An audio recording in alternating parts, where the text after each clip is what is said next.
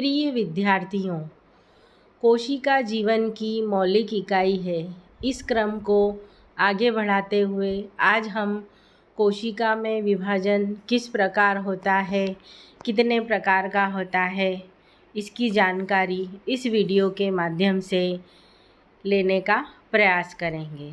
आज का जो वीडियो है यह कक्षा 9वीं और 11वीं के विद्यार्थियों के पाठ्यक्रम में शामिल किया गया है। इससे पहले हमने पढ़ा कोशिका क्या होती है। कोशिका जीवन की आधारभूत मौलिक संरचनात्मक इकाई होती है। प्रत्येक कोशिका अपनी पूर्ववर्ती कोशिका से ही बनती है। कोशिका कहाँ पाई जाती है? कोशिका चाहे जंतु कोशिका हो चाहे पादप कोशिका हो, दोनों के ही अंदर कोशिकाएं उपस्थित होती है। पादप कोशिकाओं में बाहर की ओर कोशिका भित्ति पाई जाती है, जबकि जंतु कोशिका में बाहर की ओर कोशिका झिल्ली पाई जाती है। कोशिका के अंदर एक महत्वपूर्ण अंग होता है केंद्रक। केंद्रक के अंदर धागेनुमा रचनाएं पाई जाती है जो केंद्रक द्रव्य में बिखरी हुई रहती है। इन धागेनुमा रचनाओं में क्या परिवर्तन होते हैं, इसी के बारे में इस वीडियो के माध्यम से जानकारी प्राप्त करते हैं। कोशिका विभाजन क्या होता है? तो सभी जीवधारियों में लगातार वृद्धि होती रहती है। इस कारण नई कोशिकाएं बनती है और पुरानी कोशिकाएं मृत और क्षतिग्रस्त हो जाती है और उनका स्थान नई कोशिकाओं द्वारा ले लिया जाता है।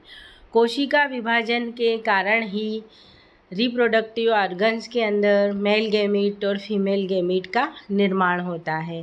प्रकृति में ऐसी कोई कोशिका नहीं है जिसमें विभाजन नहीं होता हो, क्योंकि विभाजन के द्वारा ही एक कोशिका नई कोशिका को जन्म देती है। इस तरीके से पुरानी कोशिकाओं से नई कोशिका बनने के प्रक्रम को कोशिका विभाजन कहते हैं। यह कोशिका विभाजन दो प्रकार का होता है। एक होता है समसूत्री विभाजन। यह हमारे शरीर की सभी दैहिक कोशिकाओं में होता है, यानी प्रजनन अंगों को छोड़कर शेष सभी कोशिकाओं में समसूत्री विभाजन होता है। जबकि दूसरा विभाजन होता है अर्धसूत्री विभाजन, जो जनन कोशिकाओं के अंदर होता है और अर्धसूत्री विभाजन के कारण ही मेल में मेल गैमीट और फीमेल में फीमेल गैमीट का निर्माण होता है। अर्थात केंद्रक के अंदर जो धागेनुमा रचनाएं, जो सूत्रनुमा रचनाएं पाई जाती है, जिन्हें हम गुणसूत्र या क्रोमोसोम कहते हैं, इन्हीं के अंदर यदि समान विभाजन होता है तो उसे समसूत्री विभाजन कहते हैं, और यदि इनकी संख्या आधी रह जाती है विभाजन के बाद तो इसे अर्धसूत्री विभाजन कहते हैं।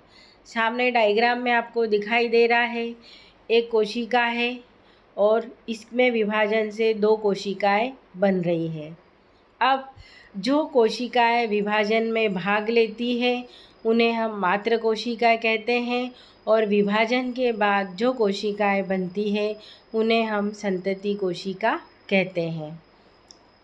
पहला प्रकार देखते हैं हम समसूत्री विभाजन। देख रहे हैं हम कि ऐसा कोशिका विभाजन, देख रहे हो आप डायग्राम में, जिसमें गुणसूत्रों की संख्या मात्र कोशिका और संतति कोशिका में समान होती है, और यह विभाजन दैहिक कोशिकाओं में होता है। मात्र कोशिकाओं में भी गुणसूत्रों की संख्या द्विगुणित है, डिप्लॉइड है, और 1 से 4 कोशिकाएं बनी है, और संतति कोशिकाओं में भी गुणसूत्रों की संख्या डिप्लॉइड ही बनी हुई है। अर्थात विभाजन से पहले मात्र कोशिका में गुणसूत्रों की संख्या 10 है, तो विभाजन के बाद भी गुणसूत्रों की संख्या संतति कोशिका में 10 ही रहेगी। ये कोशिका विभाजन 2 चरणों में पूरे होते हैं। पहला विभाजन केंद्रक में होता है, इसे कैरियोकाइनेसिस कहते हैं। और विभाजन का दूसरा चरण केंद्रक द्रव्य साइटोप्लाज्म में होता है, जिसे हम साइटोकाइनेसिस कहते हैं। इसके बाद अगला जो है हमारा अर्धसूत्री विभाजन। यह विभाजन दैहिक कोशिकाओं के अलावा जनन कोशिकाओं में होता है। इस विभाजन के कारण गुणसूत्रों की संख्या पैतृक कोशिका की तुलना में आधी रह जाती है। चित्र में आपको दिखाई दे रहा है, पैतृक कोशिका है, इससे 1 से 4 संतति कोशिकाएं बन रही है, लेकिन इनमें गुणसूत्रों की संख्या अपनी पैतृक कोशिका से ठीक आधी रह जाती है। इसके बाद देखते हैं हम अर्धसूत्री विभाजन का क्या महत्व होता है। जैव विकास की दृष्टि से हम बात करें तो चाहे पौधे हो, चाहे जंतु हो, चाहे मनुष्य हो, सभी के अंदर अर्धसूत्री विभाजन होना चाहिए, क्योंकि अर्धसूत्री विभाजन के कारण किएज़मा निर्माण होता है और गुणसूत्र के खंडों की अदला बदली होती है। इस कारण नए खंडों के आपस में जुड़ने से हो सकता है नई बनने वाली संतति में कोई अच्छा गुण, कोई अच्छी क्वालिटी वाला लक्षण उत्पन्न हो जाए, जो जैव विकास में एक नई जाति की उत्पत्ति में सहायक होता है। अर्धसूत्री विभाजन के कारण ही गैमीट का निर्माण होता है और गुणसूत्रों की संख्या का संतुलन बना रहता है। अर्धसूत्री विभाजन के कारण ही विभिन्नता उत्पन्न होती है, अर्थात बनने वाली संतति अपने पैतृकों से कई लक्षणों में भिन्न होती है। इसी को हम विभिन्नता कहते हैं। कभी कभी प्राकृतिक कारणों से या किन्हीं रासायनिक प्रभावों के कारण ये जो कोशिका विभाजन है, ये अनियमित हो जाते हैं, यानी अनियंत्रित होकर बहुत अधिक कोशिकाओं का निर्माण करते हैं, या कभी कभी कोशिका का विभाजन ही रुक जाता है। यानी ऐसे रासायनिक पदार्थ जो समसूत्री विभाजन को रोक देते हैं, कोशिका विभाजन को रोक देते हैं, इसे समसूत्री विष कहा जाता है। Colchicine, ribonuclease enzyme, mustard gas ऐसे पदार्थ होते हैं जो कोशिका विभाजन की प्रक्रिया को रोकते हैं, व्यवधान उत्पन्न करते हैं या बढ़ा देते हैं। कभी कभी कोशिका विभाजन के कारण अनियमित वृद्धि हो जाती है। इसके कारण कोशिकाओं का एक समूह तैयार हो जाता है। इसी वृद्धि को हम नियोब्लास्टिक वृद्धि कहते हैं। और नियोब्लास्टिक वृद्धि के कारण जो कोशिकाओं का गोला तैयार होता है, समूह तैयार होता है, उसे हम ट्यूमर कहते हैं और इस ट्यूमर को ही हम कैंसर के नाम से जानते हैं। इसके बाद इस टॉपिक का जो सबसे महत्वपूर्ण प्रश्न है, समसूत्री विभाजन और अर्धसूत्री विभाजन में अंतर। आप लोगों ने अभी पढ़ ही लिया है, समसूत्री विभाजन दैहिक कोशिकाओं में होता है, जबकि अर्धसूत्री विभाजन जनन कोशिकाओं में होता है।